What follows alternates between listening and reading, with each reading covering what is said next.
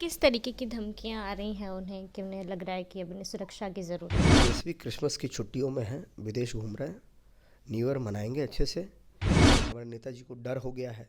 हाँ, तो ये लोग रात के राजा हैं। लोग अपने सब चीज़ तो अंधेरे में ही करते हैं, जनता को भी अंधेरे में ही रखते हैं। यहाँ भी कि गुंडागर्दी की हम खाली नहीं करेंगे और ऐसा नहीं होगा, तो इसमें तो फिर सरकार एक्शन लेगी ही, निश्चित रूप से एक्शन लेगी। देखिए, पत्र जब लिखा है उन्होंने, तो पत्र में तो स्पष्ट होगा कि किन से खतरा है, कैसे है। बिहार को अंधेरा में इसीलिए रखा कि वो लालटेन जला सके, किरासन तेल उसमें भर सके, लेकिन लालटेन गया है फूट और उन्होंने केस किया है थाना में। आखिर किससे है तेज प्रताप यादव की जान को खतरा? कल सम्राट चौधरी को पत्र लिखा गया है। नमस्कार, मघी न्यूज़ देख रहे हैं आप, मैं संजना आपके साथ।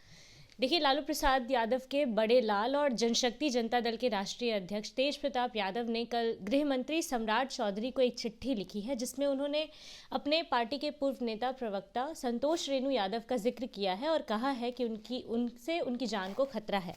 बातचीत करेंगे। साथ साथ कल देर रात हमने राबड़ी आवास में भी कुछ हलचल देखने को मिली। प्रशासन की तरफ से ये कहा गया था, सरकार की तरफ से ये ऑर्डर था कि आवास को खाली करना है, लेकिन कल देर रात को राबड़ी आवास में हलचल देखने को मिली है।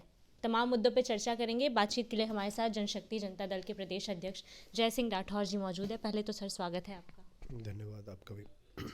तेज प्रताप यादव को किससे जान को खतरा है? कल सम्राट चौधरी को पत्र लिखा है उन्होंने। देखिए, पत्र जब लिखा है उन्होंने, तो पत्र में तो स्पष्ट होगा कि किन से खतरा है, कैसे है। तो और ये मामला चूँकि पूरा न्यायालय का मामला है और उन्होंने केस किया है थाना में, और आदरणीय सम्राट चौधरी जी को उन्होंने ये पत्र लिखा है, उनको खतरा है। तो ये जांच का विषय है और पुलिस इस पर जांच करेगी और मुझे लगता है कि उपयुक्त जो सुरक्षा चाहिए, निश्चित रूप से सरकार और पुलिस आदरणीय हमारे राष्ट्रीय अध्यक्ष तेज प्रताप जी को सुरक्षा प्रदान करेगी। किस तरीके की धमकियां आ रही हैं उन्हें कि उन्हें लग रहा है कि अब उन्हें सुरक्षा की ज़रूरत है? देखिए, धमकियाँ किस तरीके की आ रही हैं और किस माध्यम से आ रही हैं, मैंने आपको अभी पूर्व में भी कहा है कि ये पूरा कोर्ट का विषय है। कोर्ट इस पर संज्ञान लेगी और कोर्ट जब सबूत मांगेगी तो निश्चित रूप से कोर्ट को वो सबूत दिया जाएगा, वो चीज़ें दी जाएंगी। और अब देखते हैं कि आगे कैसे कैसे क्या करना है, क्योंकि हमारे नेताजी को डर हो गया है, ऐसी धमकी से उनको डर हो रहा है, या फिर क्योंकि वो चाहते हैं कि उनको प्रॉपर सुरक्षा मिले। लगातार वो बाहर निकलते हैं, कई सारे कार्यक्रमों में जाते हैं, तो उनको सुरक्षा मिलनी चाहिए, मैं तो यही कहूँगा। संतोष रेणु यादव का उन्होंने जिक्र किया है, कुछ समय पहले उन्होंने ही अपनी पार्टी से उनको निकाला था। क्या बदले की भावना है? देखिए, संतोष रेणु यादव जी हमारे पार्टी के राष्ट्रीय प्रवक्ता हैं, थे, और हमारे आदरणीय तेज प्रताप जी हमारे पार्टी के राष्ट्रीय अध्यक्ष हैं। ये पूरा का पूरा मामला राष्ट्रीय कमेटी का मामला है और हमारे नेता आदरणीय तेज प्रताप जी ने कुछ गलतियां देखी, कुछ गलतियां पाई हैं, जिनके कारण उन्होंने संतोष रेणु यादव जी को पार्टी से निष्कासित किया है। एक हवलदार है, उनका ही कुछ कंप्लेन आया था, तो शायद उसी कंप्लेन के पे उन्होंने संज्ञान लेते हुए उन्होंने संतोष रेणु यादव जी को निकाला है। संतोष रेणु यादव का हमने पहले भी देखा कई बार वो लालू यादव के भी समर्थन में रहे हैं, इसके बाद आपकी पार्टी में आए। तो ये क्या उनकी तरफ से वो आए थे या वाकई आपकी पार्टी से उनका कोई जुड़ाव था? देखिए, जो व्यक्ति जहाँ रहता है वो अपने हृदय से काम उसको करना चाहिए, पूरे अपने लगन और निष्ठा के साथ उसको उस पद का निर्वहन करना चाहिए। अब संतोष रेणु यादव जी को जो काम मिला, जैसे वो प्रवक्ता थे पार्टी के, तो मुझे लगता है कि वो पार्टी का पक्ष रखते, पार्टी की बातें करते और पार्टी की हित किस चीज़ में है उन चीज़ों को बताते मीडिया के सामने में। वो ना करके उन्होंने शायद अभी जो मैंने आपको बताया कि वो कोई हवलदार जो है उनके साथ थोड़ा सा जो लेन देन का मामला बना है, तो ऐसा वो हवलदार आरोप लगा रहे हैं। ठीक है, अभी इसके इसके इसके ऊपर जांच चल रही है, और अगर वो दोषी पाए जाएंगे तो निश्चित रूप से उनके ऊपर कार्रवाई होगी। ये भी आरोप लगाया गया संतोष रेणु यादव पे कि वो आपकी पार्टी की छवि भी धूमिल करने की कोशिश कर रहे थे। देखिए, छवि पार्टी की किसी कार्यकर्ता की वजह से तो धूमिल नहीं होती है, लेकिन फिर भी अगर कुछ भी ऐसा उन्होंने पार्टी के विचारधारा से इतर होकर, पार्टी के विचारधारा में नहीं रहकर अगर कुछ गलत काम किया है, तो मैंने तो इससे तो पार्टी की छवि तो धूमिल होती ही है ना। अगर मान लीजिए आप पार्टी में हैं, किसी पद पे हैं और कुछ दूसरे तरीके के कामों में, कार्यों में आप लिप्त हैं, तो इससे तो खैर पार्टी की छवि धूमिल होती है। सर, कल देर रात हमने देखा कि राबड़ी आवास में भी थोड़ी हलचल हो रही है। दिन के ये आरोप लगाया जा रहा है कि दिन के उजाले में घर खाली नहीं किया जा रहा, रात के अंधेरे में खाली किया जा रहा है। हाँ, तो लोग रात के राजा हैं, लोग अपने सब चीज़ तो अंधेरे में ही करते हैं, जनता को भी अंधेरे में ही रखते हैं। तो सब काम अंधेरे में किए हैं आज तक, पूरे बिहार को अंधेरा में उन्होंने रखा है।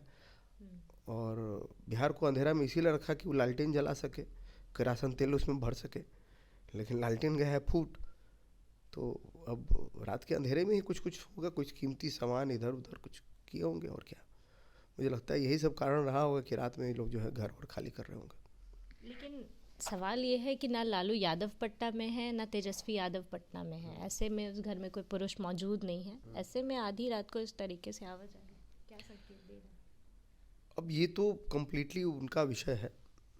अब वो क्या कर रहे हैं, कैसे कर रहे हैं, किन के साथ कर रहे हैं, और क्या सामान वो बाहर भेज रहे हैं, ये तो कम्प्लीटली उनका विषय है। और मुझे लगता है कि वो बेहतर तरीके से बता पाएंगे कि वो कैसे क्या सामान को बाहर भेज रहे थे, क्या आवाजाही कर रहे थे।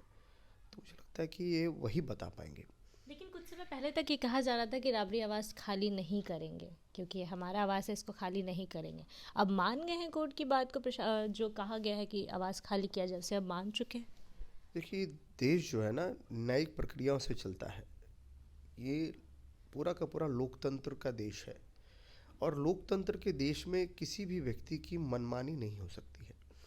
अगर सरकार का ये फरमान आया, या सरकार का कोई लेटर आता है कि इस आवास को खाली करना है, क्योंकि वो शायद किसी मंत्री को अलॉट होता है, वो सब वो आग्रह कर सकते हैं कि हाँ भाई, हमको एक्सटेंड किया जाए, या हमको इसमें ही रहने दिया जाए, हमारे पास कोई दूसरी व्यवस्था नहीं है।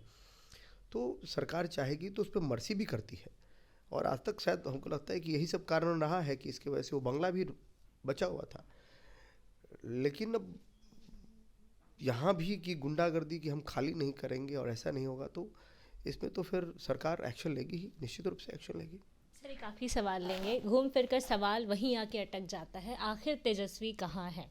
इतनी हलचल हो गई बिहार में, सब कुछ हो गया, लोग अपने नेता प्रतिपक्ष को खोज रहे थे, नेता प्रतिपक्ष कहीं नज़र नहीं आ रहे। ऐसे में उनके खुद के आवास पे हलचल हो रही है, सामान इधर से उधर हो रहे हैं, अभी भी तेजस्वी कहाँ है? तेजस्वी क्रिसमस की छुट्टियों में हैं, विदेश घूम रहे हैं, न्यू ईयर मनाएंगे अच्छे से। और जब 5 साल बीत जाएगा और जब चुनाव नज़दीक आएगा, तो मुझे आशा नहीं, पूर्ण विश्वास भी है कि चुनाव के 2-3 महीने पहले बिहार में पुनः वो दिखाई देंगे। सिर्फ चुनाव के वक्त नज़र आते हैं, आप कह रहे हैं? हाँ, तो चुनावी नेता है ना वो, तो चुनाव के वक्त ही नज़र आएंगे ना। उससे पहले बीच में तो जनता के इर्द गिर्द में तो जाते नहीं है, किसी शादी समारोह में, किसी के मरनी में, किसी के सुख में दुख में, कोई भी ऐसा आंदोलन में तो जाते नहीं हैं। तो चुनाव में ही दिखेंगे, हेलीकॉप्टर से उतरते हुए, ऐसे ऐसे हाथ हिलाते हुए, और अपने साथ किसी को रखते हुए, फिर मछली रोटी खाते हुए, ये सब करते हुए दिखेंगे वो, है ना। और मैंने पहले भी किसी न्यूज़ चैनल पे कहा था कि मछली और दूध जो है एक साथ नहीं खाना चाहिए, अनपच हो जाता है। इस बार तो बहुत भारी अनपच हो गया उनको। मछली दूध जो है खाया उन्होंने, और ऐसा अनपच हुआ है कि बहुत बुरी स्थिति है।